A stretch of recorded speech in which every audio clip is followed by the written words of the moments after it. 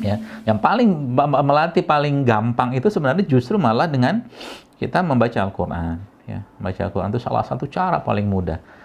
Ya, makanya jangan jadikan Al-Quran itu sebagai cuman sekedar ringtone gitu kan. Janganlah, ya. Kita harus beradab dengan Al-Quran. Ya, harus beradab dengan Al-Quran. Buku-buku apapun juga itu kan sumber ilmu juga, kita harus beradab. Nah, jadi itu beberapa. Jadi kalau Ibnu Qayyim al-Jauziyah rahimahullah mengatakan, jadi kalau bicara tentang jiwa, bicara tentang hati tadi itu, ya syubhat dan syahwat tadi, penyakit yang tadi itu obatnya mah Al-Quran. Nah, pertanyaannya, saya udah baca Quran gitu kan, tapi kok nggak dapat feel-nya? Ini yang menarik. Ya. Ginilah mungkin ya. Sebelah mungkin ada orang lagi mual-mual. Ya, dia mual-mual, kemudian subhanallah, Allah kasih petunjuk sama dia untuk minum jahe. Misalkan jahe kayak begini. Segelas minum, adalah baikan sedikit. 2 gelas minum, adalah baikan sedikit. 3 gelas minum, barulah hilang penyakitnya. Nah, Al-Quran itu juga sama. Saya menganalogikannya, ibarat kata kita ini dengan begitu berlimpahnya sakit di hati, di jiwa, di ruh kita ini, sekarang mungkin bisa jadi 1 lembar nggak cukup, 2 lembar nggak cukup, 3 lembar nggak cukup. Bisa jadi 1 juz baru terasa getaran tadi. Maka Nabi SAW, kalau Anda baca kisah-kisah para orang-orang saleh zaman dulu di luar Nabi, pastinya itu, saya pernah membaca, itu bahkan Rasulullah itu pernah semalam suntuk hanya membaca 1 ayat. Kalau teman-teman baca dalam surat Al-Qasas ayat 16 itu nanti coba lihat ya, Al-Qasas ayat 16 itu bunyinya faghfirli rabbi inni zalamtu nafsi rabbi inni zalamtu nafsi faghfirli faghfaralahu innahu wal ghafurur rahim. Coba lihat Al-Qasas ayat 16. Rabbi inni zalamtu nafsi faghfirli faghfaralahu innahu wal ghafurur rahim. Anda bayangkan kalau ayat itu kita baca sekalian, subhanallah ya. Lama-lama nangis sendiri kita. Mulai itu perlahan-lahan habis ya. Kesalnya habis, ya penyakit hatinya habis. Enggak langsung habis mungkin, tapi perlahan. Makanya kita lihat doa-doa dalam Al-Quran itu. Dia ada yang doa-doa spesifik. Udah mentok banget, misalkan nggak tahu lagi mau ngapain, bingung mau ngambil ini salah, ini salah, itu salah, dan nggak tahu juga mau ngambil solusi apa. Maka ada doanya, doa Zunnun. La ilaha illa anta subhanaka inni kuntu minaz zalimin. Itulah. Nabi Yunus dalam 3 kegelapan itu kan, subhanallah. Allah mewahyukan kepada beliau gitu kan. La ilaha illa anta. Enggak ada yang tiada yang berhak disembah kecuali Engkau. Inni kuntu minaz, dan aku termasuk orang-orang yang zalim. Udah mentok banget, itulah. Jadi subhanallah teman-teman sekalian ya. Jadi kalau sudah kayak begini tuh asik gitu kan. Jadi akhirnya nanti apa? Dia akan sendiri ya. Jadi kalau udah ngerti, oh masalah jiwa, masalah soul, masalah hatiku ini bermasalah tuh karena ini, itu di stop. Nah, maka dia sudah mulai milih gitu. Milih teman, milih makanan, milih apa. Nah, baru masuk ke fisiknya. Gitu loh. Jadi sering saya sampaikan bahwa semua syariat dalam Islam itu menyehatkan, menenangkan. Kata Nabi SAW waktu di salah satu perang ya kepada Bilal. Nabi berpesan pada Bilal, wahai Bilal, kata Nabi, arihna bis sholat. Tenangkan kami, damaikan kami dengan sholat. Wahai Bilal, tenangkan kami ya tenang gitu kan dengan sholat. Gimana mau sholatnya mau tenang? Wudunya nggak bener, sholatnya nggak tumakninah gitu loh. Jadi jiwa itu Bapak Ibu sekalian, teman-teman sekalian ya tadi tenang itu dengan apa yang sudah Allah perintahkan. Ya, kalau mau ketemu Allah tenang, kalau nggak mau nggak apa-apa, nggak ada ruginya pada Allah, gitu loh.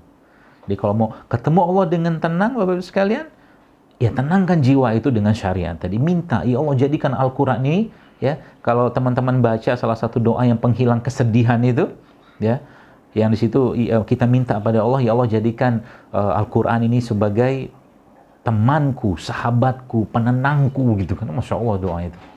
Ya, ada doa yang Allahumma ini abduka ibnu amatika nasiyatik, itu kan. Nanti coba dilihat doanya itu, seperti itu. Maka tadi saya katakan tadi, lagi sakit juga sama. Lagi sakit ada doanya Nabi Ayub.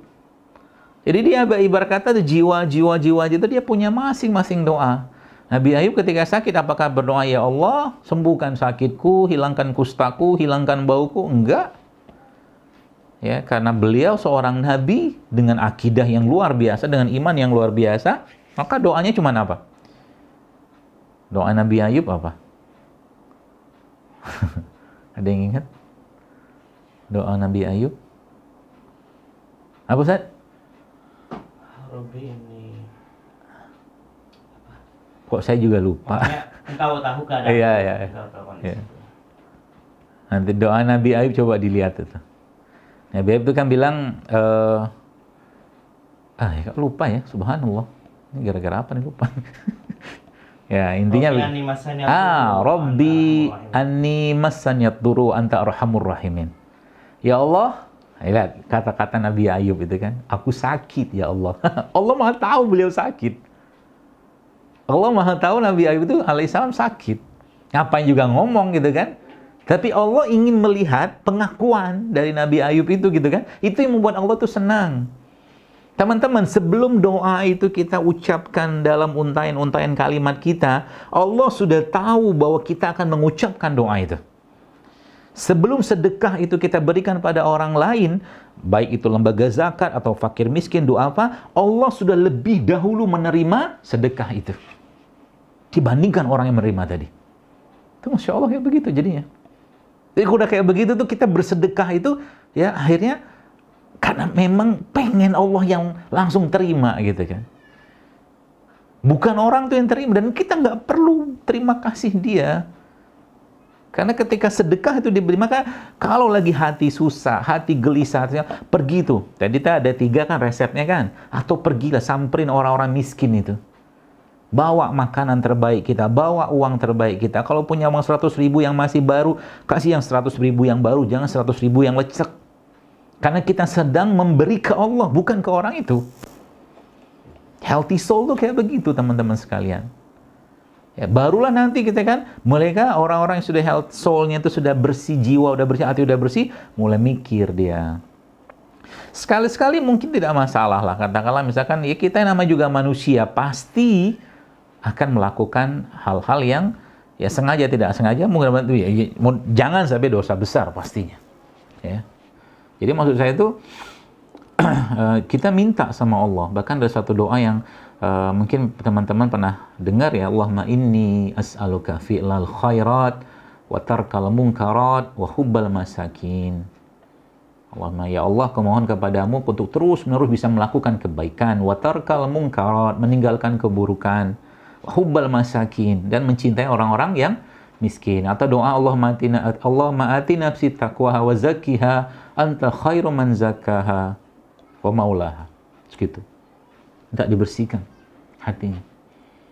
Jadi kalau udah kayak begitu, saya Masya Allah, indah banget. Jadi ketemu kita, misalkan gini ya,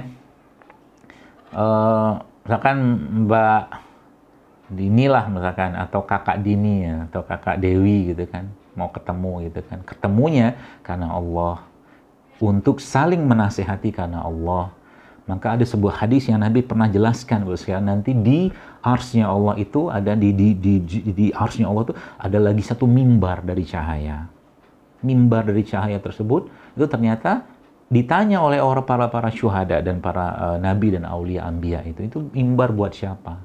Mimbar kata Nabi SAW adalah orang-orang yang bertemu karena Allah dan saling menasihati karena Allah. Jadi kalau kita datang ke saudara kita, saudara seiman gitu kan, orang-orang muslim yang mukmin ya di tempatnya itu, karena Allah kita ingin saling menasihati, ngobrol cerita tentang perkara akhirat agama, maka mimbar itu insya Allah kita akan bisa dapatkan.